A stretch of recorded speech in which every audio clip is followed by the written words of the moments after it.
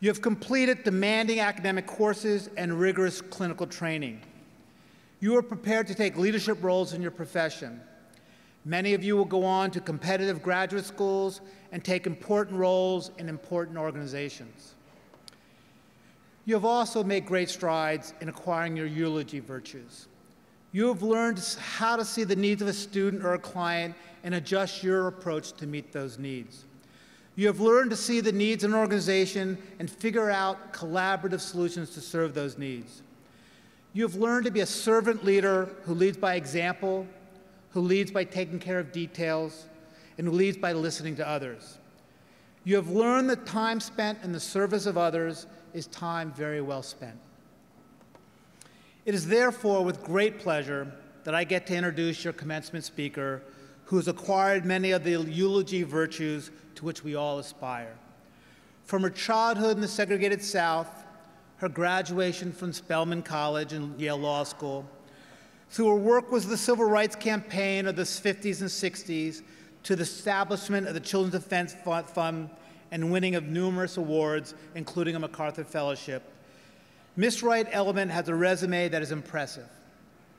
What inspires us is that she has let her unswerving belief in the rights of children to opportunity and success lead her actions, and that she has been unwavering in using her intellectual, administrative, political, and moral skills to push this country to understand that those rights, about those rights, and change what we do to make sure that all children have their civil right of quality health care, education, and employment. We are a better country because of her work, but we have so much more to do in order to finish her work. It is my honor and privilege to welcome to Boston University School of Education 2015 commencement speaker, Ms. Marian Wright Edelman.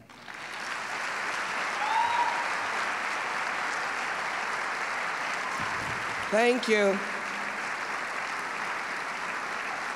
Thank you very much.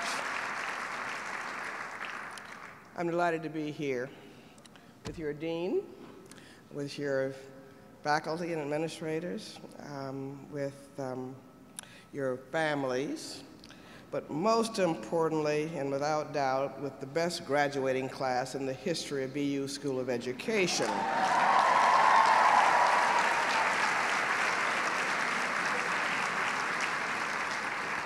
As you set sail into the world, remember that teaching is more than a job. It is a calling to serve, but I'm sure you know that. The Chilean Nobel laureate Gabriela Mistral said that teaching children may be the highest way to seek God. It is, however, also the most daunting way, in the sense of the greatest responsibility. But she also believed that a love for children opens up more paths for teachers than pedagogic theory does. And I know that you're going to go into the classroom loving children, and if you don't go there. After parents, teachers are probably the greatest influences and molders of children's lives and futures.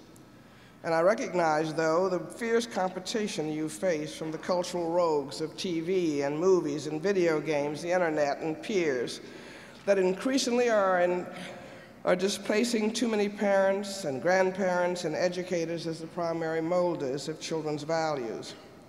And it is time, way past time, for all public schools and school systems, whole systems, to become child-focused institutions that serve their children with love and with fairness and justice and respect and competence and high expectations and committed servant leadership. Children will live up or down to your expectations, and you cannot fool them. Schools must partner with parents and community networks in building the seamless web of support children need. I think good policy is like good parenting. We should want for other people's children what we want for our own. And we want them to be born with the best health care available. We want quality early childhood programs, from home visiting to Head Start to child care to preschool and kindergarten in every community to help children get ready for school. and to meet our expectations. And the constituencies in each of these areas ought to stop fighting with one another and band together to make sure that our nation does what is right for children. We've got to get out of our boxes and out of our silos and look at the child.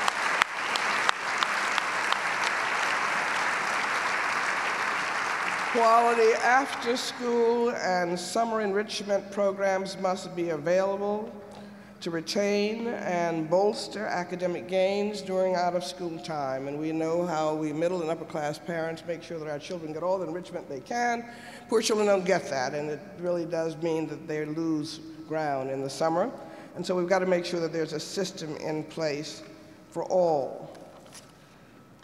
Most importantly, I hope that while we will stress academic success and preparing ourselves, our children, for the job market, I hope you will give children, through your example and through your teaching and pedagogy, a framework of justice and a framework that is moral.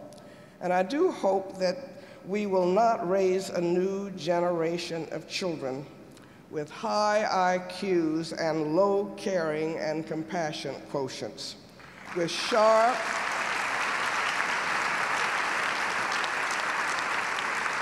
we don't need another generation of children with sharp competitive edges, but dull cooperative instincts, with highly developed computer skills, but poorly developed consciences, with a gigantic commitment to the big I, but little sense of responsibility to the bigger we, with mounds of disconnected information without a moral context to determine its worth. We don't need more children with more and more knowledge and less imagination, an appreciation for the magic of life that cannot be quantified or computerized. And we don't need more children with more and more worldliness and less wonder and awe for the sacred and everyday miracles of life. We need to raise the next generations of children in this changing world to be children who care and that respect the specialness of everybody else. Teachers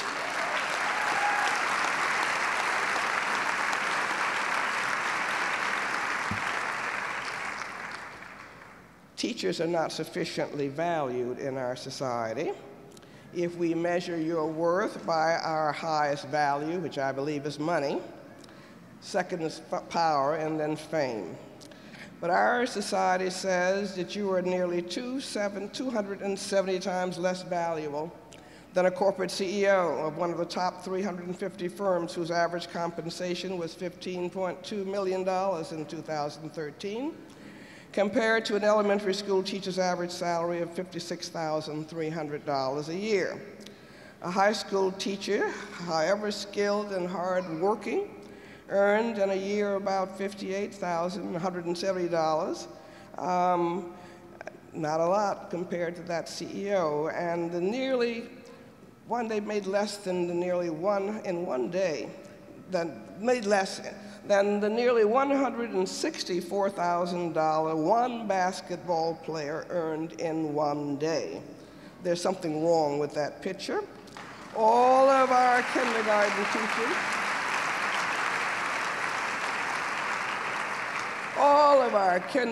teachers combined can earn less, all of them, the current number, in 1 year than just 25 hedge fund managers. Lee Iacocca, a former chair and CEO of Chrysler Corporation, said, in a completely rational society, the best of us would be teachers and the rest of us would have to settle for something less. I think it's time for us to change our national and moral value system and reward what's important.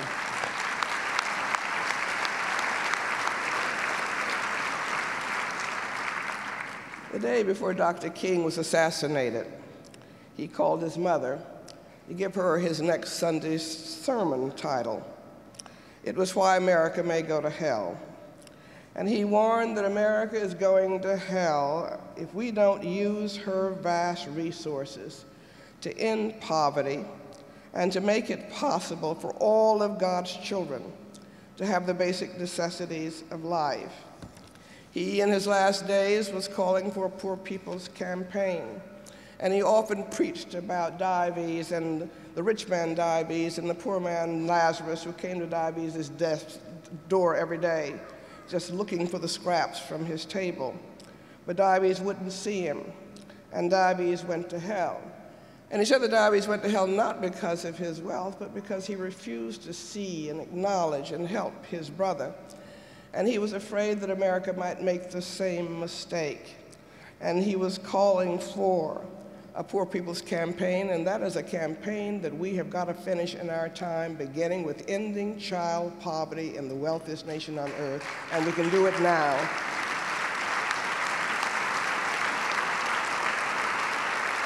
At the end of last year, we asked the Urban Institute, the nonpartisan Urban Institute, to look at 9 programs that we know work. Housing assistance and the earned income tax credit and the child tax credit, both refundable, minimum wage, child care assistance, but 9 programs that have a success record. And asked them if we fully invested in those 9 programs, how much child poverty could we reduce?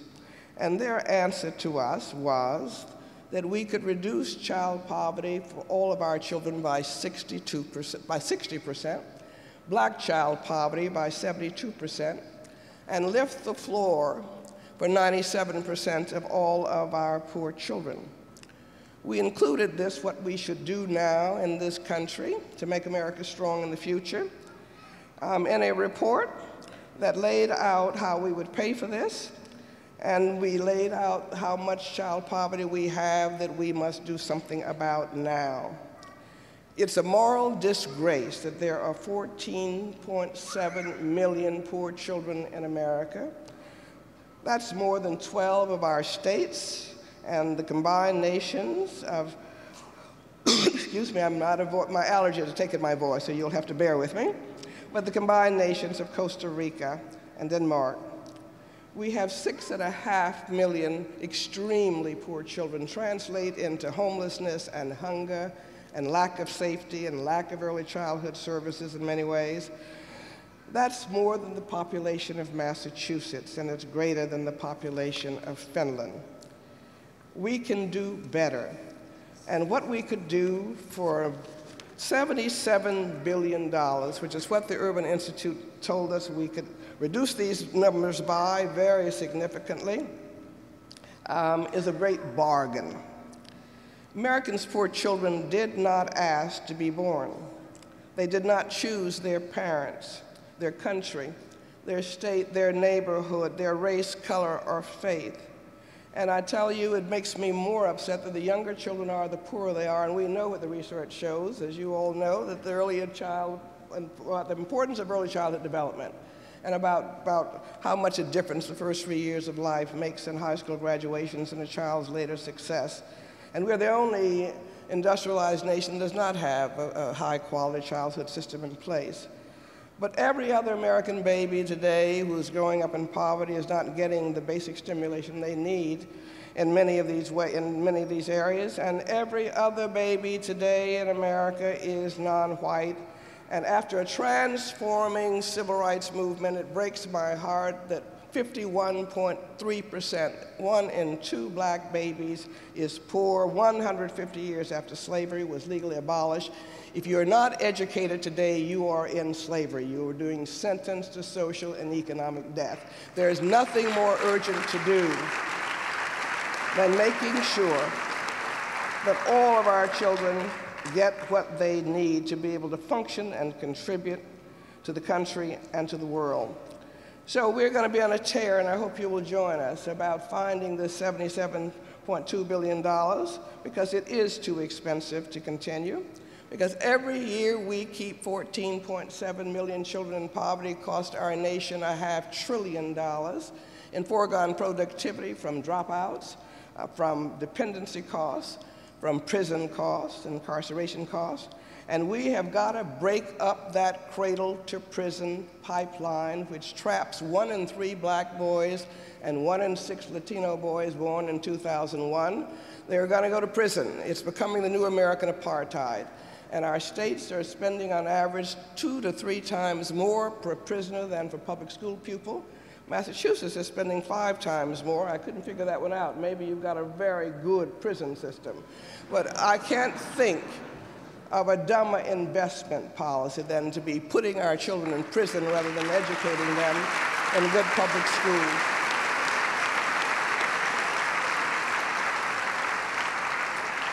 Not only does child poverty cost far more than eliminating it would, we have so many better choices that reflect more just values, as well as economic savings. We believe that food, shelter, quality early childhood, get every child ready for school and equitable education should take much greater precedence over massive welfare for the rich and blatantly excessive spending for military weapons that often do not work. I live in Washington, and I am always totally amazed at the foolishness of the decision-making of many of our political leaders. We claim we cannot afford to provide the money for an early childhood system, and yet, in this most recent Congress, they found $269 billion without a pay-go, without a way to pay for it, to exempt the 5,400 richest people in the world, top 0.2% from their estate tax. For that $269 billion welfare giveaway to the richest America at a time when our income and wealth inequality is at unprecedented levels, we could lift all of our children out of poverty for 3 years. Which would you prefer to do? And they were able, I want us to have a strong military defense. But the Pentagon didn't ask for an increase, and our members of Congress, and these are all House and Senate Republican leaders, the budgets from both sides gave the Pentagon $28 billion in an offside war fund that was not in the regular budget that the Pentagon didn't want to do whatever they wanted to do with. Something's wrong with these values, and every voter needs to pay attention and make sure that we get people who are going to reflect the needs of our children.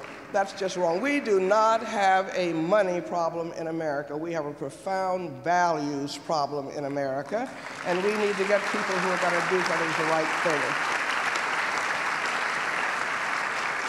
thing. We lay out in this report, which I hope you'll look at, it's on our website, all the tax loopholes for people who do not need it, who get extraordinary numbers of billions of dollars from us.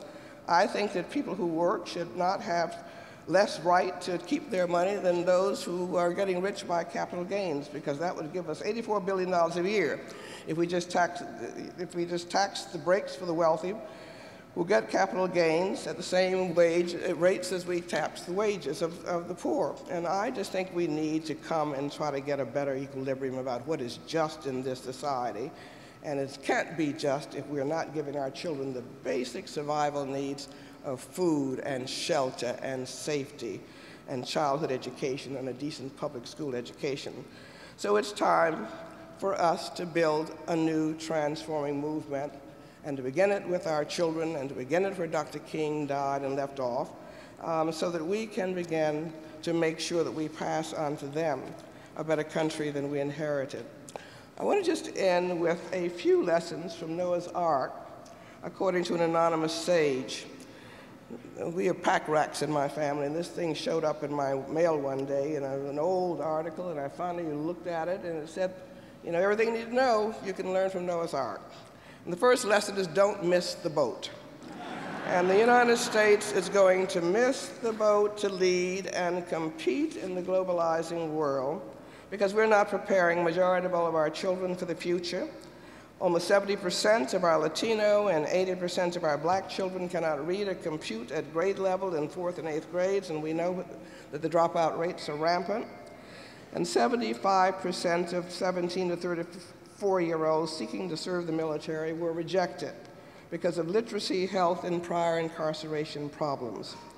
We're going to miss the boat unless we educate our children, and that's why what you're doing is so important.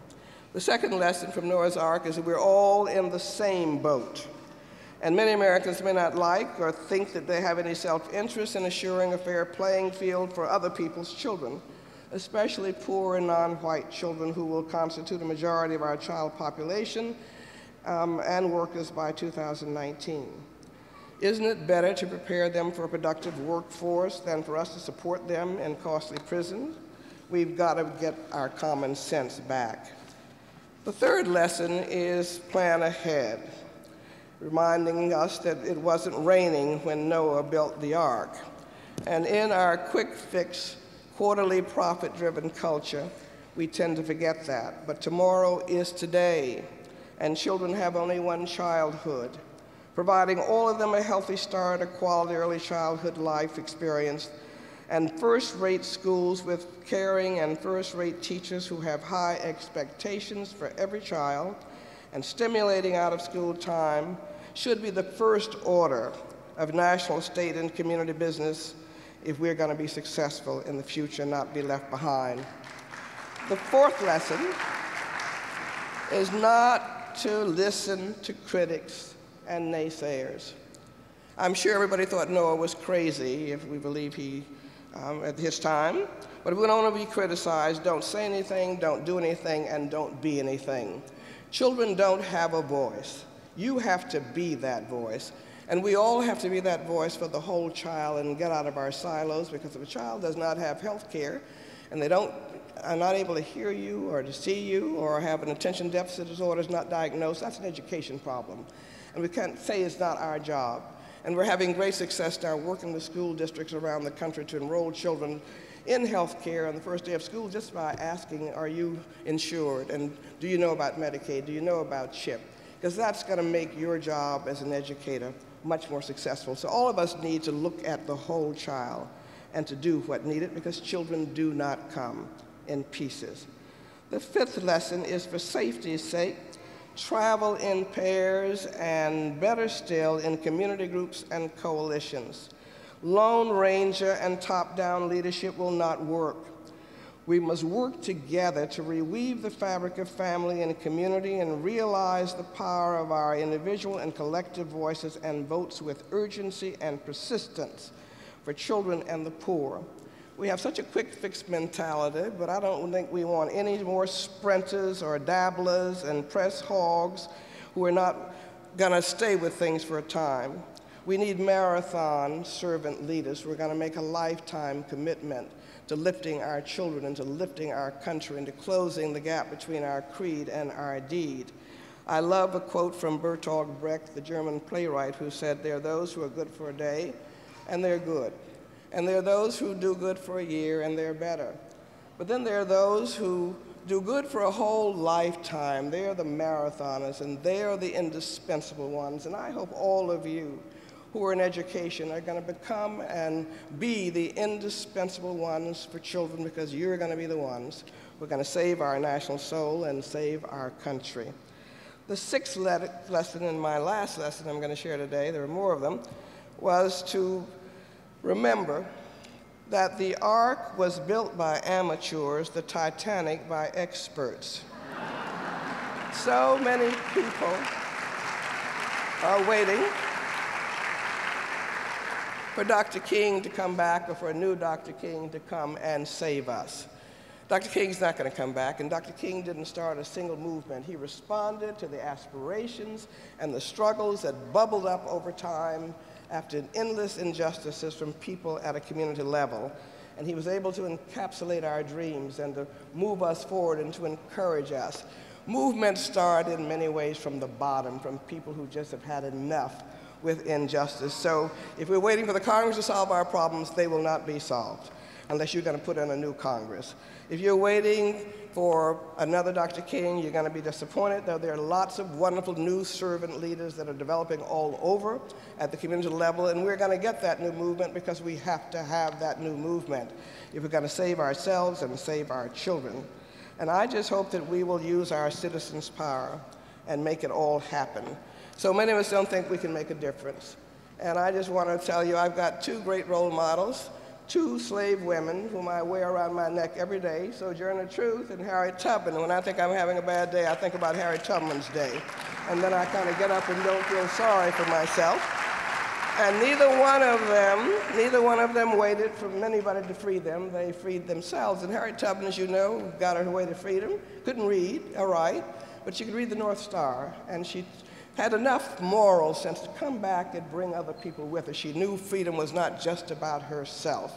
And so I think about Harriet Tubman on tough days, but I love old Sojourner Truth, who couldn't read either. But she would get kicked off the trolleys in Washington, D.C., and get back on every time she got kicked off. But she never gave up talking against slavery and against second-class treatment of women. And one day she was being heckled by an old white man when she was talking about ending slavery. And he said to old slave woman, "I don't care anymore about your anti-slavery talk than for an old flea bite." And she snapped back at him, "That's all right, Lord willing, I'm going to keep you scratching." All of us get overwhelmed by the bigness of these problems. But if we can we don't need to be a big dog, and we don't need to make big differences. I thought I'd be out of business by now, and somebody told me 40 years later we've made a lot of progress. But if I'd still be out here struggling to get America to do what is right and in our self-interest, I'd tell them they're crazy. But you know, you don't have to be a big dog to make changes. You just have to be a strategic flea. Enough fleas biting strategically can move the biggest dog. And you can be a flea with your votes and with your letters and with your monitoring and talking back to those in power who don't protect our powerless children. So I just want to end with a prayer for all of us to recommit to doing what I'm sure everybody in this audience already is, because you've made the choices you have, to care and to be willing to serve and to do whatever you can do to save our children. And God, I cannot preach like Martin Luther King or turn a poetic phrase like Maya Angelou, but I care, and I'm willing to serve and work with others to build a movement to save our children. I don't have Harriet Tubman's courage or Eleanor Roosevelt's political skills, but I care, and I'm willing to serve and stand with others for our children. Wish I was holy like Archbishop Tutu and forgiving like President Mandela and disciplined like Gandhi. I'm not, but each of us can say I care, and I'm willing to serve and stand with others for children.